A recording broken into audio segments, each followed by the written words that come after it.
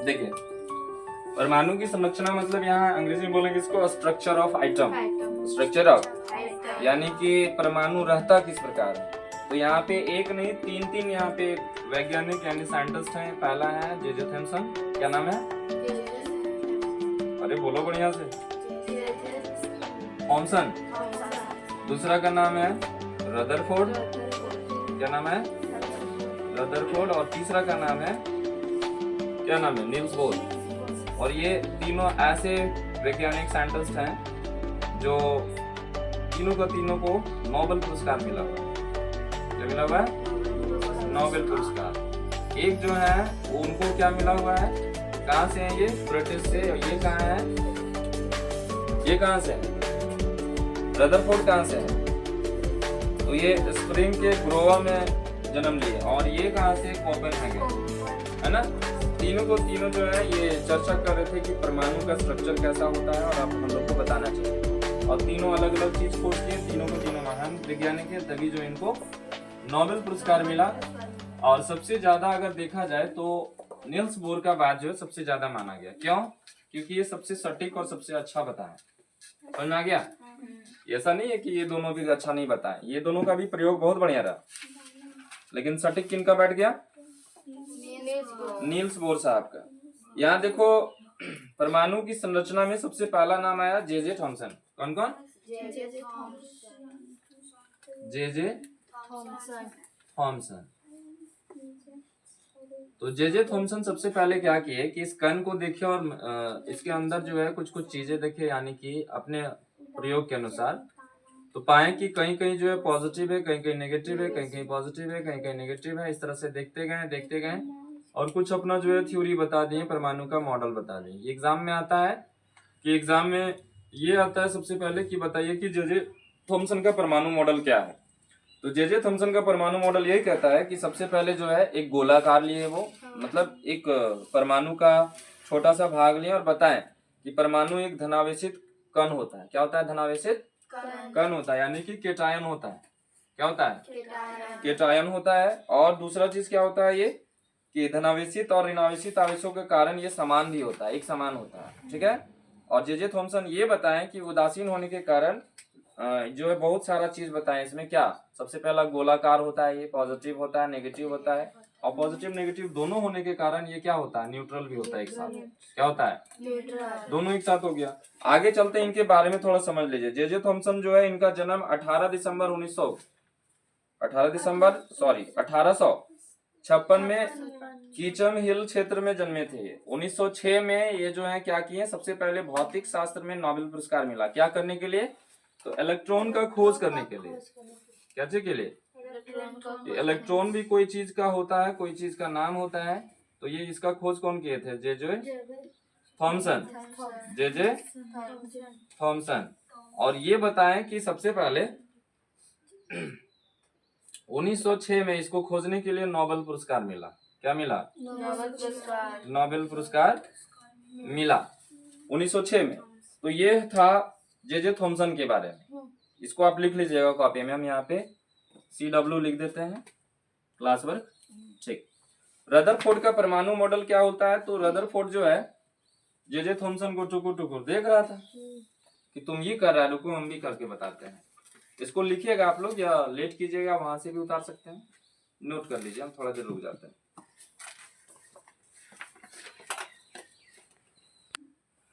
Next कौन है? ई Rutherford. इनके बारे में थोड़ा जानिए कि ई रदरफोर्ड है कौन। ये 30 अगस्त 1871 में इनका जन्म हुआ। कब हुआ? 30 अगस्त स्प्रिंग ग्रोवा में पैदा हुए और नाभिकीय भौतिक का जनक बोला गया। नाभिकीय भौतिक मतलब न्यूक्लियर फिजिक्स। न्यूक्लियर फिजिक्स इनका क्या हो गया? ये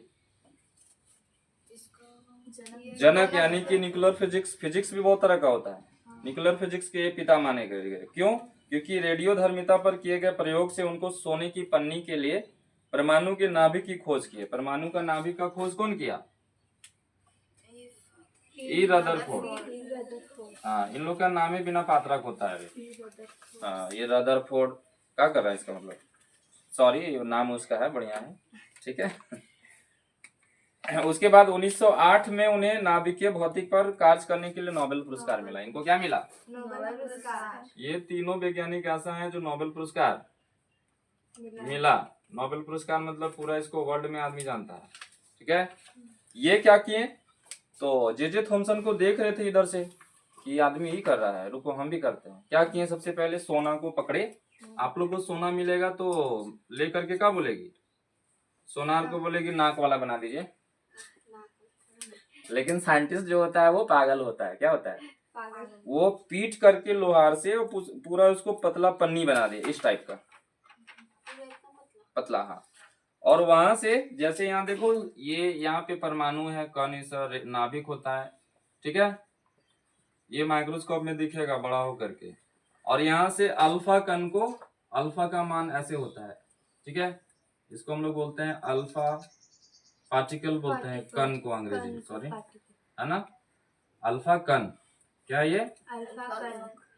तो यहाँ पे किरण लिखो, बढ़िया रहेगा, अल्फा कण नहीं, अल्फा किरण यानी कि अल्फा रेज। ठीक है, यहाँ से इसको छोड़ा गया तो एक देखें यहाँ पे सब में तो नाभिक है, है ना, एक को छोड़ा गया तो सीधे पार हो गया ना। एक को इधर किए तो सीधे जो यहाँ आया इधर मुड़ गया, फिर एक को यहाँ के यहाँ आया इधर मुड़ गया, फिर एक को यहाँ की इधर आया यहाँ मुड़ गया, फिर एक को यहाँ की सीधे चल गया, यहाँ किए फिर सीधे चल गया। और यहाँ सीधे जाने वाला यानी कि 180 डिग्री जाने वाला जो रेज है वो कम है और मुड़ने वाला ज्यादा है। तो ये प्रयोग किए और प्रयोग करने के बाद ये बताएं कि देखिए, सबसे पहले परमाणु के अंदर जो अधिकतर भाग खाली होता है। क्यों बोले? खाली रहा तब तो पार हो गया। कभी कभी बचपन में बोलते हैं, पूछते हैं कि इधर से पार हुआ कि इधर से रे, तो सब इधर से बोलता है, इधर से पार करो और इधर रोक लो, नहीं तो इधर से गया और इधर से। ये काम नहीं करना, नहीं तो स्टिक यहाँ रखे हुए सामने। यहाँ देखो, फिर है बहुत कम अल्फा कण जो अपने पथ पर विक्षेपित होता है। विक्षेपित मतलब होता है कि यहाँ से सीधा जा रहा था और ये टेढ़ा मुड़ गया, यहाँ से सीधा जा रहा था और ये टेढ़ा मुड़ गया, ये जा रहा था इधर टेढ़ा मुड़ गया।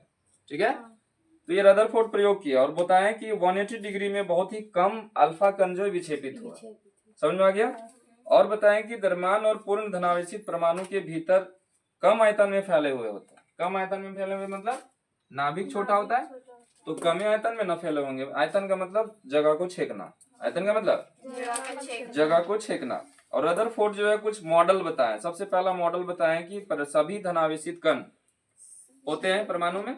दूसरा बताएं त्वरण की प्रक्रिया में आवेशित कणों में ऊर्जा निहित होती है, ये ऊर्जा इसका कभी खत्म नहीं होता है। उसके बाद बोले कि इस प्रकार की अस्थायी कक्ष में घूमता हुआ इलेक्ट्रॉन अपनी ऊर्जा को विकृत करता हुआ नाभिक से टकरा जाएगा।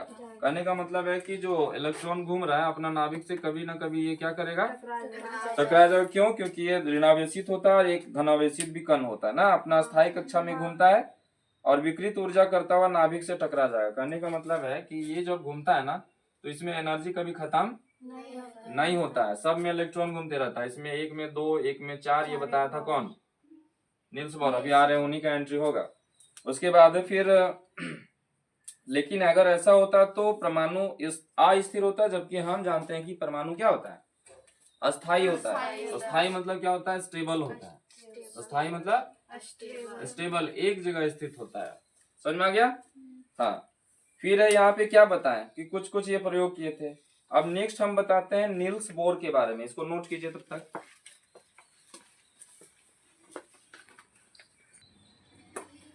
अब किसका एंट्री होगा? Niels Bohr.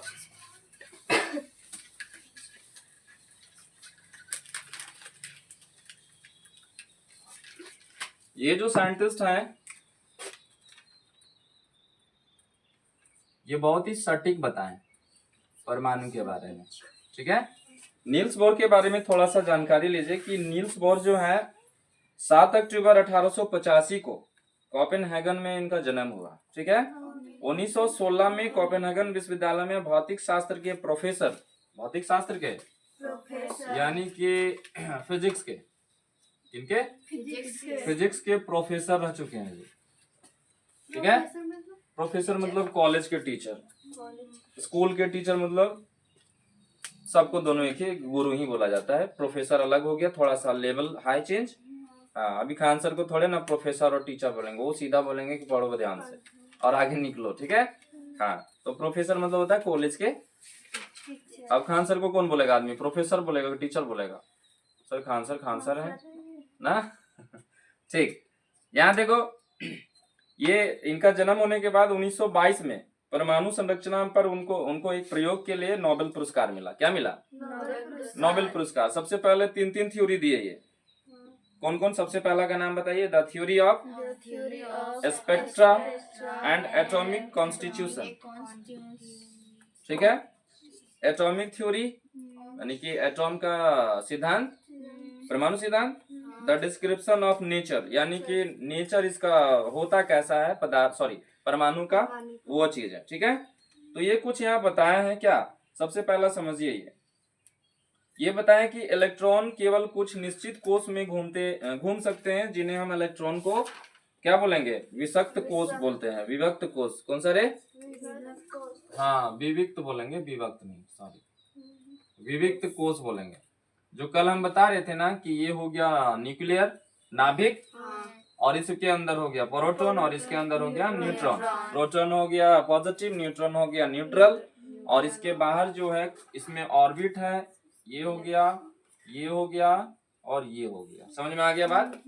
तो इसके अंदर में जो ऑर्बिट होगा इसका भी खोज कौन किया? नील्स बोर साहब बताएं। और इसमें बताएं कि ये बताएंगे कि एक फॉर्मूला बताएं सबसे पहला। इस फॉर्मूला का नाम है 2n²। यहाँ लिख देते हैं 2n। अब बता दें कि प्रोटॉन न्यूट्रॉन के फर्स्ट भाग में अगर हम 1 रखें तो कितना इलेक्ट्रॉन जाएगा? तो 1 का पावर 2 मतलब कितना रे? 1 ही होगा, और 2 से गुना करें तो ओनली 2 हो गया। अब ये 2 इलेक्ट्रॉन यहाँ पे समझ में आ गया, ठीक। अब आते हैं हम लोग क्या, इसमें दूसरा इलेक्ट्रॉन में 2 रखते हैं। 2 का स्क्वायर गुना 2 कितना हो गया? 4 गुना 2 टोटल कितना हो गया? 8 हो गया। यानी दूसरा ऑर्बिट में कितना होगा? 8 होगा। और ये बताएं कौन? नील्स बोर बताए ना। 1 2 3 4 5 6, अरे 2 4 6 7 और 1 8, ठीक है। और सबका नाम दे दिए। सबसे पहला का नाम दे दिए के एल एम एन ओ, बढ़ते जाओ जितना बढ़ना है, ठीक है। तो यहाँ पे n का मतलब हो गया ऑर्बिट नंबर। n का मतलब ये n का मतलब हो गया ऑर्बिटल नंबर, यानी कितना ऑर्बिट कौन सा होगा वो हो गया ऑर्बिटल नंबर। निकालने के लिए कोई दिक्कत तो नहीं है। एक कक्षा के लिए एक रखेंगे। ऑर्बिट मतलब कक्षा, ऑर्बिट मतलब कक्षा होता है, ठीक है।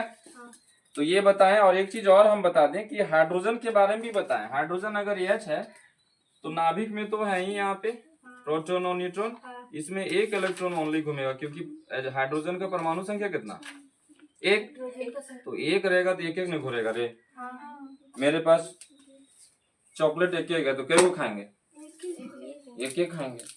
इस तरह से ये हाइड्रोजन का हो गया। फिर है hydrogen, helium, beryllium, lithium, beryllium, boron, carbon, nitrogen, oxygen, ठीक है। उसके बाद क्या आता है रे? Neon, sodium, magnesium, aluminium, silicon, phosphorus, sulphur, chlorine, argon. ये 18 तक आप लोग याद कर लीजिएगा, ठीक है। अब आप लोग को हम बार बार परमाणु संख्या और द्रव्यमान संख्या नहीं बताएंगे, क्योंकि हम बता चुके हैं। परमाणु संख्या जो होता है परमाणु के भीतर कुल प्रोटॉनों की संख्या होता है, और द्रव्यमान संख्या जो होता है परमाणु के भीतर प्रोटॉन तथा न्यूट्रॉनों की संख्या के योग के बराबर होता है, द्रव्यमान संख्या, ठीक है। अब हम बताएंगे समस्थानिक और संभारिक होता क्या क्या है। सबसे पहले जो है आप लोग ये कीजिएगा, इसको आप नोट कर लीजिएगा एक चार्ट पेपर में, इसको और एक और है इसका, इसके बारे में, ठीक है, हम बता देंगे। अभी आप लोग समझिए वैलेंस इलेक्ट्रॉन किसको बोलेंगे और कोर इलेक्ट्रॉन किसको बोलेंगे। थोड़ा दूर के लिए समझ ही लीजिए, हम तो बता ही दिए हैं। देखिए परमाणु के अंदर जो जो चीजें होती हैं ना, वो जैसे हम मान लेते हैं कि सोडियम है, ये इसका परमाणु संख्या चलो तुम लोग 2n² के द्वारा बताओ कि कैसे हम इसको अलग अलग करेंगे। बता देते हैं हम, एक बार समझ लो। पहले इलेक्ट्रॉन में 2 रहता है, कैसे? यहाँ 1 रखेंगे तो कितना आएगा? 2 आएगा। यहाँ पे 2 रखेंगे तो कितना आएगा?